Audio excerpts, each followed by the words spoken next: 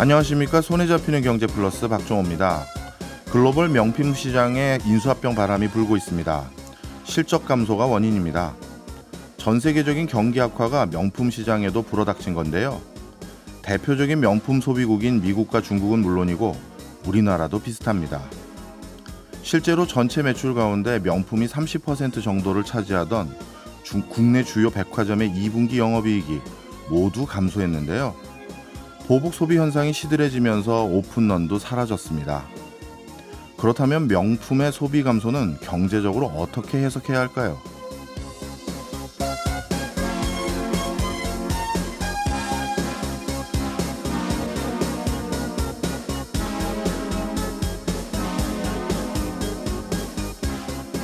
명품 소비 감소는 이제 고소득층의 소비 감소가 아닌 전반적인 소비 감소로 해석해야 합니다. 이제 우리나라에서 명품에 대한 인식은 크게 달라졌습니다. 과거 사치성 소비의 대명사였던 명품이 이제는 고소득층만 즐기는 소비재가 아닌 특별한 패션 아이템으로 대중화된 겁니다. 명품을 접하는 유통 경로도 개선됐습니다. 과거에는 명품을 구매할 수 있는 공간이 백화점으로 한정됐으나 최근엔 명품 전문 온라인 커머스가 생겼고 해외 직구도 가능하죠. 이 과정에서 명품 소비 연령대도 크게 낮아졌습니다. 이제 명품은 일상에 차별화된 소비 아이템입니다. 따라서 명품 소비 감소는 일반 제품의 소비 감소로 해석해도 충분합니다. 8월 28일 월요일 박종호의 손에 잡히는 경제 플러스 광고 듣고 시작합니다.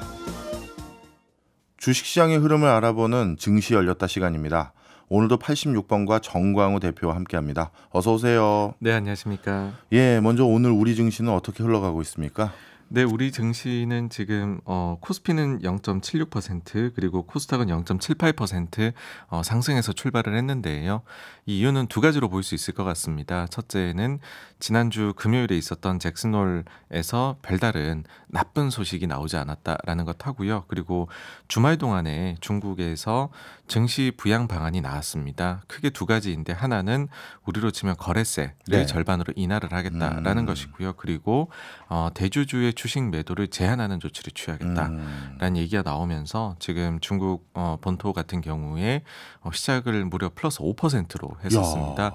물론 지금 좀 상승폭이 많이 줄어서 네. 한 2% 후반 정도로 상승폭이 줄긴 했지만 그런 이제 영향들 덕분에 우리 증시가 지금 좀 상승 출발을 하고 있는 것으로 보입니다. 네, 많은 분들이 월요일 증시에 주목했던 가장 큰 이유는 아마 지난주에 있었던 잭슨홀 미팅 때문이 아닐까 저도 그렇게 생각을 했는데요. 오늘 아침 송경제에서도 안승찬 기자가 잭슨홀 미팅 리뷰를 해드렸습니다. 저희는 좀 더 딥다이브해서 행간의 의미까지 한번 파헤쳐 보도록 하겠습니다. 일단 잭슨홀 미팅 앞두고 전 세계가 긴장 참 많이 했던 것 같아요. 저도 모임 하나가 있어서 새벽에 그 경제 전문가들하고 같이 생중계를 본 적이 있었는데 특이하더라고요.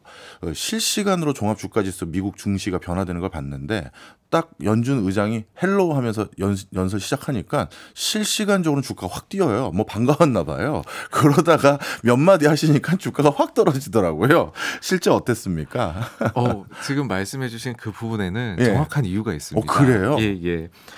일단은 이번 잭슨홀을 앞두고서 어떤 것이 화두였느냐라고 하면은 더 높아진 금리가 더 오랫동안 가는 방안들이 나오지 않겠느냐. 예. 그걸 구체적으로 이야기하면은 소위 그 중립금리라는 것이 있습니다. 그러니까 이건 사실은 그 측정하기가 매우 어렵기 때문에 우리가 문제가 많다라고도 얘기를 하는데 예. 이걸 좀 높이는 이야기가 나오지 않겠냐. 그러면 높은 금리가 더 오래 간다는 얘기가 되거든요. 예. 또 다른 한 가지는 지금 현재 물가에 대해서 2% 목표제를 대부분의 중앙은행들이 가지고 있잖아요. 연준도 예. 그러하고요. 근데 이 부분을 이번에 혹시 상향하는 듯한 혹시 상향하는 결정을 구체적으로 내리지 않겠느냐. 그렇게 되어버리면은 최근에 장기금리가 많이 올라가면서 시장에 부담을 줬었지 않습니까? 그 부분이 더 장기화되고 더 많이 올라가 버릴 수도 있지 않을까. 그렇게 시장 참여자들은 겁을 먹고서 이번 잭슨홀 연설을 봤던 것이죠. 예. 근데 막상 뚜껑을 열고 보니까는 시장이 안도를 했습니다. 예. 그 이유는 전혀 그런 놀라운 내용이 나오지 않았기 때문인데요. 시작하자마자 앞서 말씀해 주신 것이 딱 파월 의장이 굿모닝 하고 나서 바로 증시가 올라갔다고 예. 그렇게 보셨잖아요. 예. 그 이유가 뭐냐 하면 지금 2% 물가 목표자를 혹시나 옮기냐 마느냐 이게 최대 화두라고 말씀드렸잖아요. 예. 이거를 처음에 시작하자마자 바로 이야기를 합니다. 그러니까 여기에 대해 구체적으로 뭐라 했냐면 인플레이션 목표치인 2%로 낮추는 것이 연준의 임무이다. 라는 얘기를 해서 우리는 2% 목표를 바꾸지 않을 것이다. 예. 라는 얘기를 한 것이죠. 예. 그리고 또 한 가지 이유가 있는데요. 보시면은 연설 시간이 한 15분 정도 됩니다. 예. 그럼 우리가 그 이제 방송을 틀어놓고 이렇게 보게 되는데, 근데 그 연설문의 내용이 그대로 연준 홈페이지에 파월 의장이 딱 연설을 시작하자마자 올라옵니다. 네. 그렇기 때문에 우리가 15분의 연설을 다 보지 않아도 그걸 보고 그날 내용을 다 알 수가 있거든요. 그렇군요. 네, 그러니까는 바로 가격 반영이 되어버리는 네, 그런 현상이 발생하는 것입니다. 아, 그랬군요. 상당히 시장 투자자들은 진짜 실시간적으로 가장 빨리 정보를 얻으려고 어마어마한 노력하는군요. 네, 이게 돈이 걸린 일이다 보니까 정말 열심히 합니다. 예, 방금 말씀 주신 것처럼 막상 뚜껑 열어보니까 큰 우려 섞인 내용들은 없어서 시장 전반의 내용은 안도하는 분위기가 요즘까지 계속 되고 있는 거죠? 네, 그렇습니다. 2% 물가 목표에 대해 가지고서는요, 맨 앞에 얘기한 그거 뿐만 아니라 뒤에 가가지고서도 2%는 우리의 인플레이션 목표이며 앞으로도 계속 유지가 될 것이다. 그 다음에 중립금리에 대해 가지고서도요, 중립금리를 확실하게 파악할 수 없다. 즉 불확실성이 너무 크다. 이런 이야기를 해서 어쨌든 이번에 시장에서 정말로 좀 겁을 냈었던 내용에 대해 가지고서는 확실하게 선을 그었고요. 그리고서는 근데 중립금리가 뭐길래 이렇게 다들 중요시 여기는 건가요? 중립금리라는 것이 이게 기준금리하고요. 기준금리라고 보기엔 이게 이제 계산법에 따라서 예. 다 다른데 금리 수준하고 인플레 수준하고의 차이에 대해 가지고서 보는 것인데 이 중립금리가 올라가야 된다라고 해버리면은 금리가 지금 인플레도 가뜩이나 높은데 예. 그럼 금리는 더 높은 수준이 되어야 된다라는 게 되어버리겠죠. 그러니까 이거를 초단기로 놓고 보시는 분도 있고 예. 장기를 가지고 파악을 하시는 분들도 계세요. 그래서 산출하는 방식에 따라 다 다른데 결론적으로는 중립금리가 좀 더 올라가야 될 것 같아라고 하는 거는 우리가 금리가 여기에서 더 높아져야 될 것 같아 하고 같은 말이다. 그렇게 보시면 될 것 같습니다. 중립금리를 어디로 잡느냐가 기준금리를 결정하는 중요한 향방을 결정하는 요소이기 때문에 이렇게 되는 거군요. 네, 그렇습니다. 예. 자, 그렇다면 중립금리에 대한 상방 논의도 없었고 목표 물가제에 대한 상방 가능성도 없었으니까 시장은 어떻게 보면 우리가 당초 예상했던 바대로 앞으로 전개되는구나 이렇게 이해하기 시작했고 증시에는 그런 것들을 나름대로 투자하는데 안정감 있게 투자할 수 있는 상황이다 이렇게 받아들였을 것 같은데 뭐 여기에 대해서 특별히 이견이 있거나 다른 해석이 있는 뭐 그런 여지도 있나요? 그럼에도 불구하고요. 예. 지금 어쨌든 인플레이션이 과거 대비해 가지고서는 한 단계 높아져 있는 상황이다 보니까 시장에서는 그런 기대들이 계속 남아 있는 것 같아요. 현실적으로 연준이 결국에는 기준점을 바꾸지 않겠느냐라는 심리가 저는 뭐 여전히 시장에 살아있다 싶은데 네. 다만 근데 이 점에 대해서는 주의를 하셔야 되는 것이 각국의 중앙은행장들 대부분은 여기에 대해서 아주 회의적인 입장을 가지고 있습니다. 그리고 실제로 그거를 이 잭슨 홀 연설 전후로 해가지고서 주요국의 중앙은행장들이 이야기를 했는데요. 대표적으로 이 잭슨 홀이라는 자리에는 파월 의장만 나오는 게 아닙니다. 그렇죠. 다른 인사들도 나오고 이날 보시게 되면 우리 시간으로 새벽 4시에 크리스틴 라가르드 22 총재도 나왔거든요. 네. 근데 라가르드 총재도 같은 이야기를 했습니다. 네. 뭐냐 하면은 이 물가 목표제 혹시나 옮기는 거에 대해 어떻게 보느냐에 대해 가지고서 게임의 규칙을 중간에 바꾸지 말아야 된다. 지금처럼 중요한 시기에 게임의 규칙을 변경하는 것은 기만적인 행위이다.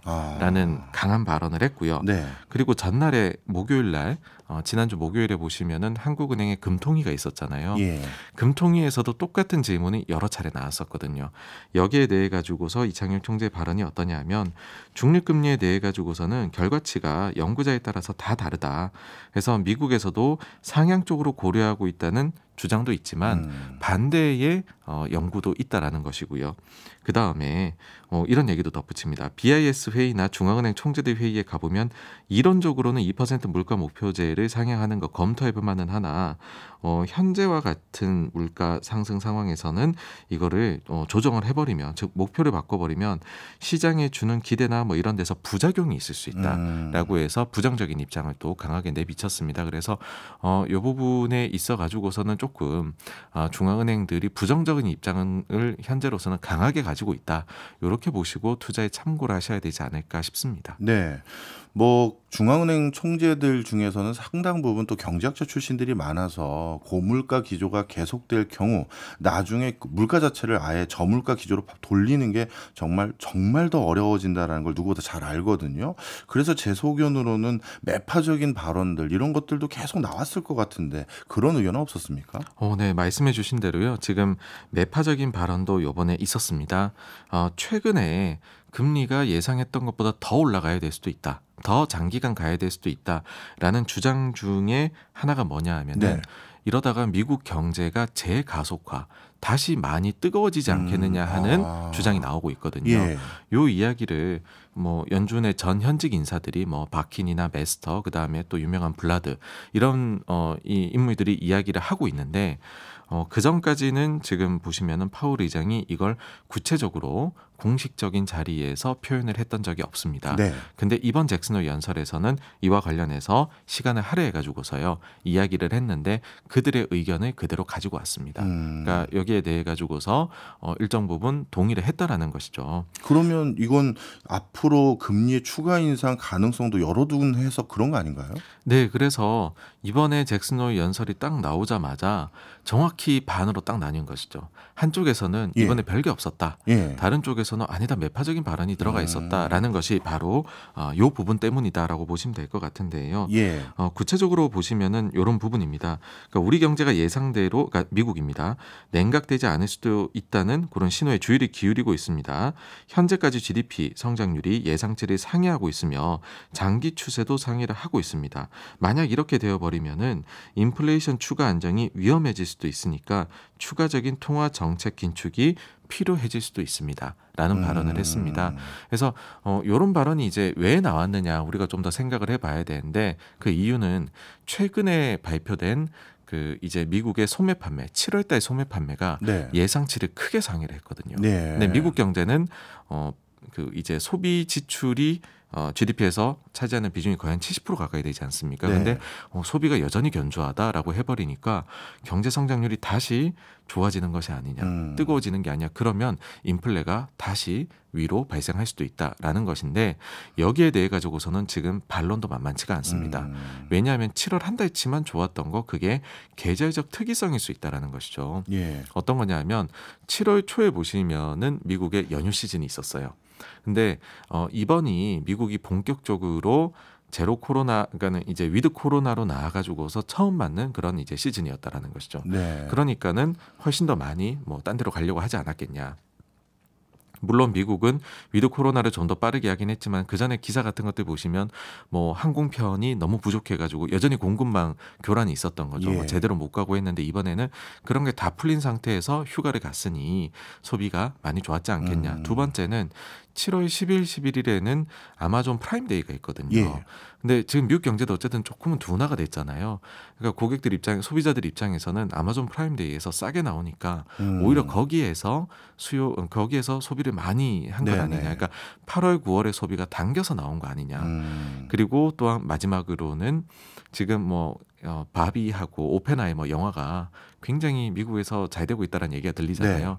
7월 달에 갑자기 예상했던 것보다 영화관이나 그 기타 부수적인 공연들이 좋으면서 예. 소비가 좋았던 것 아니냐. 그래서 이게 그렇게 뜨거운 것이 아닐 수도 있다라는 두 가지 의견이 팽팽히 나눠져 있거든요. 근데 만약에 7월의 추세가 계속 이어진다라고 해버리면은 더 올릴 수도 있다라는 얘기를 한 것입니다. 네. 만약에 이번 상황이 경기 위축 내지 침체까지는 아니더라도 경기 위축 없이 물가를 잡아냈다라고 하면 그야말로 파월은 전 세계적인 영웅이 될 것 같은데 마이스트로가 야. 되는 거죠. 그러니까요. 하여튼 앞으로 주목해 볼 흐름인 것 같습니다. 반대로 비둘기적으로 볼 만한 발언들도 있었을까요? 네, 이번에 적립금리를 얘기하면서 금리가 제약적인 수준이다. 그러니까 이미 금리를 굉장히 많이 올렸다는 얘기를 여러 차례 반복을 합니다. 그러면서 실질 금리가 플러스이다. 그리고 그 수준이 시장 메인스트림에서 생각하는 것보다 훨씬 높다라는 얘기도 했습니다. 요거는 뭐냐 하면 실질 금리라는 것이요. 물가 상승률보다 기준 금리가 높은 걸 얘기를 합니다. 그러면은 물가 상승보다 금리가 높으니 어쨌든 물가를 제어하기에 괜찮은 수준의 어느 정도 금리까지는 갔다라는 건데 거기에 추가적으로 메인스트림에서 측정하고 있는 것보다도 금리 수준이 자기네 높다라고 생각한다라 얘기했거든요. 그러니까 이 말은 뭐냐 하면 특별히 경제가 재가속이 그렇게 되지 않는다라고 하면은 금리는 다 올린 것일 수 있다라는 얘기를 한 게 되었고요.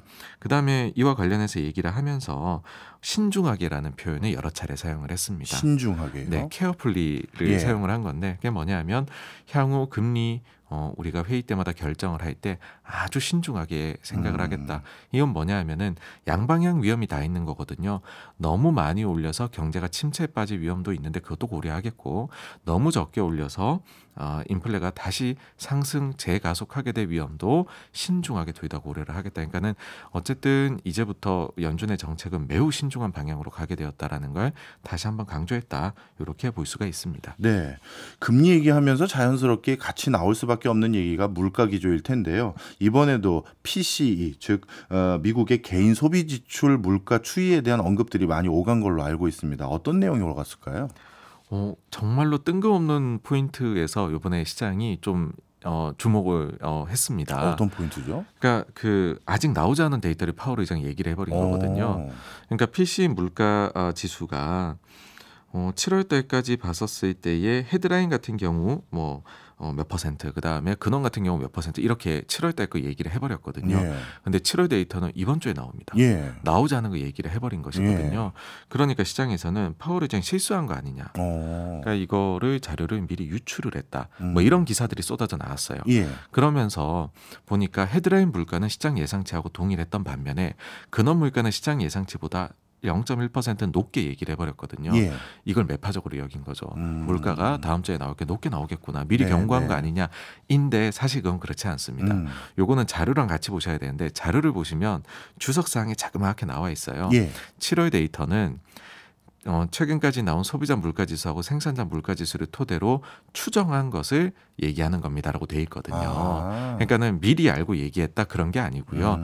본인들의 추정치를 가지고 얘기한 것뿐이다인데 근데 이거를 연설문 이제 발표하는 모습만 보신 분들, 연설문을 보지 않으신 분들이라면 충분히 오해할 만한 요소이긴 했습니다. 그렇겠네요. 연설을 하시는 과정에서는 주석까지 얘기 안 하실 수 있으니까 네, 맞습니다. 그렇게 될 것 같습니다. 그렇다면 정말 PCE 지표는 다음 주에 이제 나올 지표들이니까 이건 눈여겨봐야겠네요.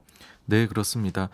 앞서도 지금 계속해서 말씀드린 부분이 혹시나 경기 재가속화가 돼버리면 어떡하냐인데 그러면은 지표들을 많이 봐야 됩니다. 일단 기본적으로 제일 중요한 말씀해주신 물가 데이터도 당연히 봐야 되고요. 더불어서 이번 주에 나오게 될 고용 데이터 이것도 보면서 다시 재가속이 나타나는지를 판단하려고 하겠죠. 그리고 또 이번 주에 2분기 GDP 지표의 2차 수정치가 나옵니다.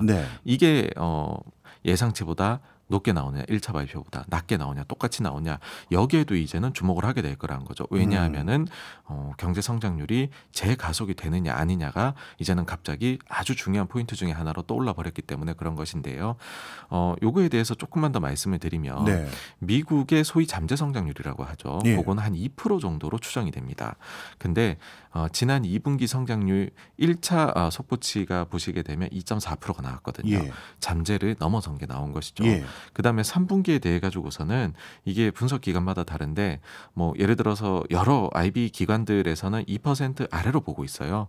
근데 지역 연은에서 판단하는 GDP 나우라는 게 있거든요. 거기서는 무려 5.9%로 보고 있습니다. 5.9%요? 예, 너무 높은 거죠. 그래서 일단은 3분기 가기 전에 2분기의 2차 추정치가 예상보다 좀 비슷하게 그냥 그대로 나오느냐 별탈 없이 그런 거에 대해 가지고서도 시장은 보게 될 거다라는 건데 제가 볼 때는 지금 5.9라는 건 좀 너무 높은 게 아니냐. 왜냐하면 그 정도로까지 보는 데가 아무 데도 없거든요. 그리고 좀 높게 본다라고 하는 골드만삭스 같은 데도 2.6% 정도고 나아가서 4분기에는 낮은 이제 0점 몇 %대로 지금 예상을 하고 있어요. 그러니까 경제가 감속이 4분기에는 이런 긴축의 효과들이 시차를 두고 반영돼서 안 좋아질 걸로 보고 있거든요. 그래서 저는 지금의 경제 가속화에 대한 논의도 네. 좀 과도한 우려이지 않느냐라고 개인적으로는 생각을 합니다. 네. 하여튼 앞서서 저도 잠깐 말씀드렸지만 파월은 법조인이시거든요. 그런데 경제학자들 누구도 해결하지 못한 경기 위축 없이 물가를 잡는 그 어마어마한 그 대업을 이루실지 앞으로 계속 주목해 봐야 될 것 같습니다. 지금까지 정광호 대표였습니다. 오늘도 고맙습니다. 감사합니다. 저희는 광고 듣고 2부로 돌아오겠습니다. 친숙한 기업 이야기로 경제와 친해지는 신기반기 레드칩 시간입니다. 오늘도 카운트의 신기주 대표 나왔습니다. 어서 오세요. 네, 안녕하세요. 예. 오늘은 우리나라에서는 차은우 씨가 모델인 기업이네요. 그렇게 되나요? 예.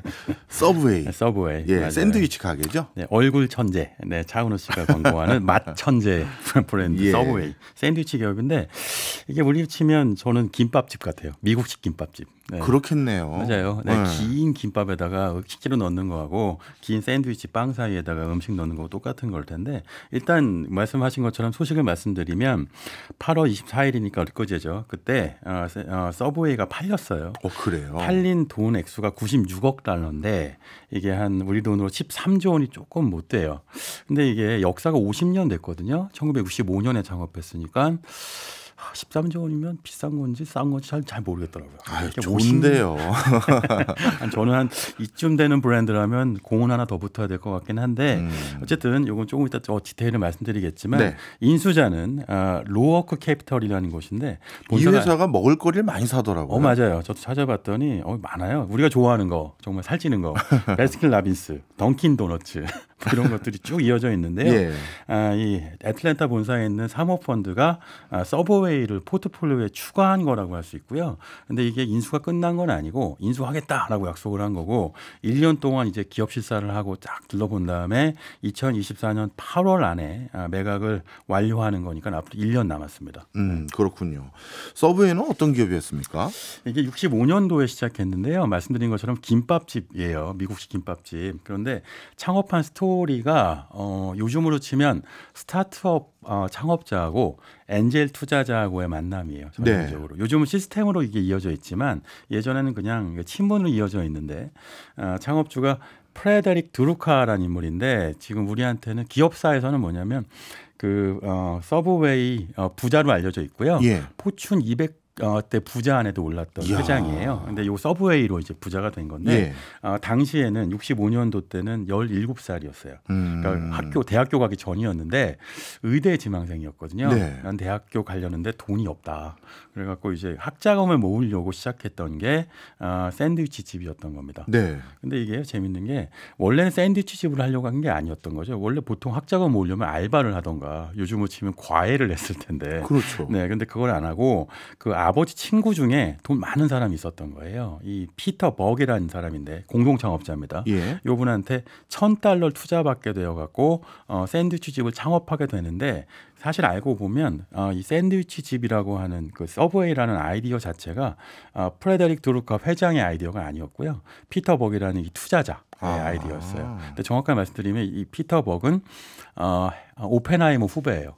그래요? 네, 핵물리학자. 네. 근데 핵물리학자인데 이분이 핵 분열보다는 자본 분열에 관심이 있어요. 그래갖고 자본 증식. 네, 자본 증식. 네. 그래갖고 어떻게 하면 내 자본을 증식시킬까? 친구 아들이 똑똑한데 이 똘망한 놈한테 투자를 좀 해갖고 내가 아이디어가 있는 걸 실현시켜 보자. 이게 피터 복의 아이디어였고 프레데릭 드루카는 돈이 필요했죠. 근데 샌드위치 집을 열었어요. 아이디어는 말씀드린 것처럼 피터 복이라는 그 아빠 친구의 아이디어였는데 이 이유가 뭐였냐면 이 피터 복이 여기저기 다니다 보니까 샌드위치 집이 돈이 될 것 같은 거예요. 그러니까 당시 햄버거 가게가 인기였는데 네. 햄버거 말고 샌드위치도 되지 않을까라고 생각했는데 본인은 핵 분열을 해야 되니까 그 자본 분열을 하기 위해서 친구 아들한테 투자를 했던 겁니다. 그런데 시작이 좀 어려웠어요. 1호점이 65년도 8월에 만들어졌는데 예. 프레데릭 드루카 회장이 그 자서전을 제가 찾아보니까요. 예. 첫날 매출 나오더라고요. 312개 샌드위치 팔았대요. 많이 판 것 같은데요. 많이 팔았어요. 네. 많이 팔았는데 이게 그 오픈 효과라는 게 있잖아요. 방송 용어가 아니네요. 개업 효과. 개업 효과. 이게 있어갖고 그래서 320개 팔고 나서 3개월 만에 망했어요. 아이고. 네. 그러니까 이게 뭐냐면 대학생도 아니죠. 고등학생이 만들어 파는 샌드위치가 무슨 맛이 있었겠어요. 그렇죠. 우리가 어떤 식당 가면 그 할머니의 손맛 이런 그쵸. 거 보고 가는 건데. 네, 그렇죠. 그리고 또 하나는 샌드위치를 하루에 320개를 맨날 팔면 종업원이 많이 필요할 텐데 네. 창업했을 때 자본도 많지 않았으니까 나중에 지치는 거죠. 3개월 만에 이제 맞으면 넉다운이 된 거예요. 그래서 68년도에 2호점 냈는데 1호점 망하고요. 예. 이때도 피터버그한테 돈을 받습니다. 예. 또 망해요. 또 망해요? 2번 망하고 났더니 이제 의대에 가는 건 다 때려치우고 나는 샌드위치 집으로 승부를 보겠다라고 이 회장이 생각을 한 다음에 3호점을 만들 때는요. 왜 망했을까? 왜 실패했을까? 왜 지속성이 없었을까? 왜 맛이 없을까? 이런 거 굉장히 고민해서 만들어냈던 게 서브웨이였던 거예요. 네. 근데 이때 프랜차이즈점 고민을 하기 시작하는데 약간 배경을 말씀드리면 시대적 배경이요. 당시에 맥도날드가 있었던 때거든요. 맥도날드가 지금 아니고 당시에는 프랜차이즈의 시초였는데 네. 맥도날드도 아시다시피 맥도날드 형제가 만들었는데 레이 크록이라는 회장이 당시 53세였죠. 이 맥도날드 햄버거 가게 보고 경영권 갖고 와서 프랜차이즈 시켜서 전국으로 확대하면 돈을 벌겠다라고 생각했던 거잖아요.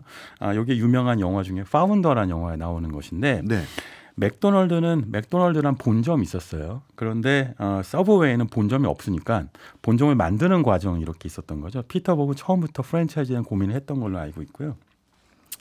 그래서 3년 만에 본점이 성공을 합니다. 네. 그러니까 서브웨이라고 하는 이름도 만들고 이제 말하자면 샌드위치를 만드는 방식도 나름대로 개발을 하고 일종의 말하자면 맥도날드하고 비유하면 프레데릭 드루크는 맥도날드 형제고 피터버그는 레이 크록이라고 하는 프랜차이즈화 시켰던 투자자일 텐데 재밌는 건 당시에 회사 3호점을 만드니까 네. 장사가 좀 되니까 그러니까 법인화를 시켜요. 법인의 이름이 의대 지망생하고 의사 더하기 핵물리학자 박사여서 네. 닥터스 닥터 샌드위치였다고 해요. 예. 서브웨이 아니었고요. 근데 나중에 이제 서브웨이로 바뀌게 됩니다. 네. 그렇다면 서브웨이로 이름이 바뀐 이유도 궁금합니다. 지하철에서 팔았나요? 저도 그런 줄 알고 이제까지 계속 서브웨이 먹으면서도 이렇게 지하철에 있으니까 서브웨이겠지였는데 아니더라고요. 그러니까 뭐냐면 서브웨이처럼 서브마린 그러니까 잠수함처럼 생겼다고 해서 서브웨이였던 거예요. 샌드위치 그 바가 맞아요. 예. 처음에 아이디어가 뭐였냐면 이런 거죠. 햄버거는요. 네. 그 동그랗게 생겼고요. 햄버거 많이 그런 모양이 된 이유는 건축 용어 중에 형태는 기능을 따른다고 하죠. 그러니까 햄버거를 빠른 시간 안에 많이 만들려면 네. 그렇게 동그랗게 만든 다음에 위로 쌓는 거예요. 쉽게 얘기하면 테트리스 치면 세로 쌓기 하는 거죠. 그런데 샌드위치 뭐냐면 특히 서브웨이 샌드위치 뭐냐면 잠수함 모양으로 길게 만든 다음에 가로 쌓기를 하는 거예요. 식재료를 옆으로 쌓는 겁니다. 그렇네요. 그게 이제 핵심이었고요. 서브웨이가 3번 망하면서 이 아이디어를 완벽하게 장착을 시킨 거죠. 옆으로 쌓아야 되겠다. 그리고 또 하나 뭐였냐면 잠수함 모양 안에다가 길게 김밥처럼 식재료를 쌌는데 그 사이사이에 손님들이 직접 내가 원하는 식재료를 선택할 수 있게 해야 되겠다. 왜냐하면 세로 쌓기라는 햄버거는 원래 정해져 있잖아요. 예. 그러니까 패티도 있고 야채도 있고 샌드위치의 경우에는 옆으로 이 서브웨이의 경우에는 가보신 분들은 아시겠지만 왼쪽으로 오른쪽으로 쭉 가면서 식재료 정하게 되어 있는데 맞아요. 그때 샌드위치 세로 쌓기를 계속 하는 거예요. 잠수함 안에다가 물건을 예. 넣는 건데 이렇게 해서 말하자면 손님들이 원하는 방식으로 음식을 선택할 수 있도록 한다는 건데 말하자면 햄버거는 패스트푸드고 서브웨이는 핸드메이드, 오더메이드 푸드, 커스텀 푸드였겠죠. 네. 이게 사실은 승부처였는데요. 지금 매장이 한 3만 개쯤 되는데 이 3만 개 매장을 다 그렇게 운영하고 있어요. 근데 이게 디테일을 찾아보면요. 이렇게 오더메이드 했던 이유가 뭐냐면 맥도날드 햄버거가 프랜차이즈 됐던 거는 맥도날드 햄버거가 워낙 맛있었던 이유거든요. 근데 서브웨이는 닥터스니까 맛이 이렇게 담보되지는 않았어요. 네네. 그러니까 차라리 맛보다는 신선한 식재료. 지금도 서브웨이는 튀긴 고기 안 쓰고요. 삶은 고기만 써서 지방을 빼거든요. 그렇게 고기를 선택한 다음에 선택하게 해주고 맛은 당신이 고른 거예요. 손님들이 직접 골라라. 네, 맛은 내가 확보할 수 없으니까 식재료만 확보해 줄 테니 맛은 당신들이 고르세요였던 거고요. 이게 오히려 손님들한테는 큰 반향을 불러일으킵니다. 손님 입맛대로 고를 수 있는 샌드위치라는 거였는데 여기에 하나가 더 있더라고요. 지금 서브웨이 가면 여전히 있는데 손님하고 그 샌드위치 만드는 분하고 같이 마주보고 있잖아요. 네. 이게 사실은 투명한 어떤 그 생산 과정을 보여주는 것이다인 줄 알았더니 네. 그게 아니라 당시에 소다죠. 탄산음료를 가져가는 손님들이 있었는데 샌드위치 만들려고 뒤돌아서 있으면 탄산음료 훔쳐가더래요. 그래갖고 손님들이 떠나가지 못하도록 앞에서 마주보고 만드는 법. 그러니까 서브웨이의 과정, 성장 과정을 놓고 보면 지금의 형태가 다 이유가 없이 만들어진 게 없고 다 마주보고 만들고 그 선택해서 고르게 만들고 그리고 가격도 이렇게 선택되고 이런 과정을 거쳐서 만들어진 브랜드입니다. 그렇네요. 다른 프랜차이즈와 달리 서브웨이가 가지고 있는 특이함이 있었는데 그런 것들이 뭐 KFC는 그 둥둥한 할아버지 네. 그리고 맥도날드도 나름대로 맛집으로 유명한 집. 그런데 그런 게 없으니 나름대로 선택하는 선택지가 손님이 직접 고르십시오. 우리는 네. 신선한 맞아요. 식재료를 드리겠습니다. 4년 동안 3번 망해보면서 배운 거예요. 네. 그렇군요. 아니 그러면 나름대로 이런 시행착오로 나름대로 큰 부자도 됐는데 이런 기업을 왜 팔았습니까? 이게요. 일단 지금 현재 매출이 98억 달러쯤 되는데요. 2022년 기준입니다. 2012년 10년 전에는 180억 달러였어요. 예. 절반 반토막 났잖아요. 크게 10년 동안 줄었네. 내리막길만 걸었던 거예요. 예. 서브웨이 이름이 서브마린인지 자꾸 매출이 가라앉아요. 잠수를 해요. 근데 여러 가지 이유가 있는데요. 제가 분석을 해보니까 가장 큰 원인은요. 경쟁자가 너무 많아졌고요. 특히 아주 강력한 경쟁자가 미국 시장에서 등장했어요. 누굽니까? 그게 치폴레입니다. 치폴레. 네, 치폴레는 미국에 가보신 분들은 꼭 먹고 오는 음식 중에 하나인데 치폴레도 일종의 샌드위치 중에 하나죠. 네. 1993년도에 스티브 엘스라는 인물이 창업한 프랜차이즈인데 한국엔 진출이 안 돼 있고요. 미국에서는 점포가 한 2,600개쯤 되는데 치폴레의 핵심은 뭐냐면요. 일단 고기가 많고 양도 많아요. 네. 그러니까 정말 치폴레 가서 먹고 나면 정말 배부르다 싶은 정도로 먹는데 가격이 싸요. 그리고 또 하나는 이게 핵심 컨텐츠가 멕시칸 푸드입니다. 아시다시피 지금 미국에서 히스패닉계 인구가 전체 20%가 넘어가잖아요. 예. 입맛이 바뀌고 있는 거죠. 그렇군요. 60년대에는 샌드위치였는데 지금은 치폴레라고 하는 할라피뇨 기반으로 한 형태의 멕시칸 샌드위치가 유행하고요. 예. 그러니까 유학생이든 이민자든 서브웨이보다는 치폴레를 훨씬 선호합니다. 네. 게다가 또 하나는 햄버거, 아주 유력한 경쟁자죠. 햄버거는 비싸졌어요. 그러니까 고급화 전략을 쓰니까 서브웨이는 싼 맛에 먹는 거고 말하자면 이런 인앤아웃, 뭐 파이브 가이즈, 뭐 쉐이크쉑 이런 것들은 비싸게 먹는 거니까 가격 차이가 좀 나고요. 거기에 또 뭐가 있냐면 이런 식의 그 오더메이드 제조 공정이 시간이 너무 오래 걸려요. 네, 맞아요. 맞아요. 네. 그러니까 점심시간에 서브웨이 가면 이게 점심 줄을 기다리는 상황이 되니까 그것도 문제였고요. 이게 또 코로나 때 직격탄을 맞게 되는데 매장에서 기다리는 시간이 오래 걸리니까 코로나 이제 노출을 할 수 있게 되는 위험함이 커진 거죠. 그래서 선택한 게 한국에 진출하는 거였어요. 정확하게 글로벌 진출이었는데 한국에서 아실 거예요. 아마 2014년도에 100호점 돌파했거든요. 네. 한국에서 서브웨이는 굉장히 인기였는데 지난 10년 동안 그 가장 큰 이유 중에 하나가 차은우 씨가 광고에서 PPL을 많이 했어요. 마케팅을 굉장히 세게 해서 한국에서는 2009년도에 직진출을 해갖고 2010년대에 굉장히 많이 확장했는데 가장 큰 게 드라마에서도 툭하면 서브웨이 갖다 주고 먹고 주인공들이 툭하면 서브웨이 가서 밥 먹잖아요. 네. 제가 좋아하던 예전 도깨비라는 드라마 있는데 거기에서도 나오더라고요. 거기서 도깨비가 사람 도와줄 때 저 네. 서브웨이를 샌드위치 하나 주는데 네, 맞아요. 한국식 도깨비는 한국 영웅이니까 김밥 줘야 될 것 같은데 어쨌든 이런 식의 방식으로 해서 말하자면 마케팅으로 글로벌 진출을 하는데 성공했지만 이 마케팅과 글로벌 진출의 문제는 뭐냐면 비용이 증가하죠. 네. 부채 부담이 증가했고요. 이번 인수할 때도요. 13조 원인데 부채가 꽤 커요. 그래서 실제로 이 창업한 프레데릭 드루크하고 피터버 가문이 직접 받은 돈은 부채 빼면 크지 않을 것 같다는 생각이 들기도 하는데 50년 소유권이었는데 13조 원에 매각됐습니다. 프레데릭 드루크는 2015년에 별세했는데요. 사실 보면 공당 노동자 출신으로 포브스 200대 부자가 된 자수성가한 인물이었던 거죠. 네. 뭐 의대 안 가도 충분했네요. 그렇게 봐도 될 것 같습니다. 맞아요. 그럼 이제 갑자기 궁금한 게 나름대로 사양 산업까지는 아니지만 이제 성장은 못 하고 있는 서브웨이를 인수한 그 사모펀드. 네. 이 사모펀드는 인수한 뒤에 잘 키울까요? 이게 가장 핵심 전략을 제가 찾아보니까요. 이게 경쟁이 치열했어요. 서브웨이 인수하겠다는 데가 TDR 캐피털하고 시카모 파트너스 다 사모펀드들인데 예. 다들 서브웨이 인수하겠다고 하면서 우리가 이렇게 이기겠어요라는 전략을 내세우는데 여기서 승자인 로아크가 내세운 전략은 중국에 진출해서 중국의 매출을 키우고 매장을 늘리겠어요였거든요. 예. 근데 이게 지금 요즘 중국 경제 상황을 놓고 보면 과연 통할까라는 걱정은 있죠. 네. 어쨌든 이 서브웨이 쪽에서는 이걸 받아들인 것인데 우리 브랜드 키워줄 것. 아시다시피 사모펀드가 특정 브랜드를 인수한 다음에 그 브랜드 가치를 높여갖고 되파는 걸 바이아웃이라고 하잖아요. 네. 바이아웃은 되게 흔한데 로아크 캐피탈이 얘기한 바이아웃 전략은 중국에서 지금 중국 진출을 많이 안 했으니까 매장을 글로벌 매장을 9,000개까지 늘리고 그중에 절반 이상을 중국에서 늘리겠다. 그러니까 이제 이 로아크 캐피탈의 전략이고요. 네. 약간 우려되는 부분이 있지만 예. 중국이 지금 집값 떨어지는데 샌드위치 하겠어요? 예. 세로로 올라가기도 힘든데 가로로 늘려야 되는 상황인데 여기 이제 로아크 캐피털의 배경을 보면 그래도 너무 생각이 없는 건 아니겠다 생각할 수 있는 것은 베스킨라빈스하고 던킨 도너츠 갖고 있고요. 그리고 이 창업주가요. 닐 K 앤더슨이라는 인물인데 2001년도에 로아크 캐피털을 창업했는데 이 인물이 프랜차이즈 정말 전문가예요. 그러니까 US 프랜차이즈 시스템이라고 하는 회사도 창업했었고요.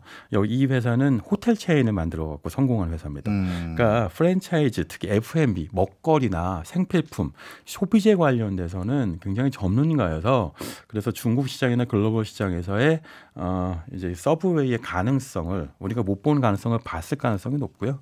그게 이제 한국을 포함해서 중국, 아시아 시장에서의 시장 확장 이게 핵심 전략으로 인수에 성공한 거죠. 네. 모르겠어요. 저는 원래 이제 다른 회사들 같은 경우는 사모펀드가 비슷한 유형의 회사를 인수하는 게 경쟁력이 있을지 모르겠습니다만 먹거리는 특수성이 또 중요하잖아요. 물론 다 그 비슷한 먹거리 프랜차이즈이긴 합니다만 네. 서브웨이 같은 경우도 매각되기 전에는 거의 가족 회사로 상장 없이 가족이 지분들을 다 가지고 있었는데 맞아요. 50년 동안 비상장이었죠. 그러니까요. 개성이 사라지는 건 아닌지 궁금하기도 결국 합니다. 중요한 건 맛인 거죠. 그렇죠. 알겠습니다. 지금까지 신기주 대표였습니다. 고맙습니다. 지금 듣고 계신 곡은 서브웨이의 3분 55초간의 고백입니다. 오늘 서브웨이라는 브랜드에 대해서 배워봐서 서브웨이라는 그룹의 노래 선곡해봤습니다. 박정호의 손에 잡히는 경제 플러스는 내일 11시 5분에 다시 찾아오겠습니다. 고맙습니다.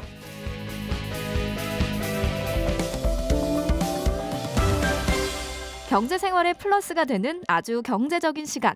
박정호의 손에 잡히는 경제 플러스.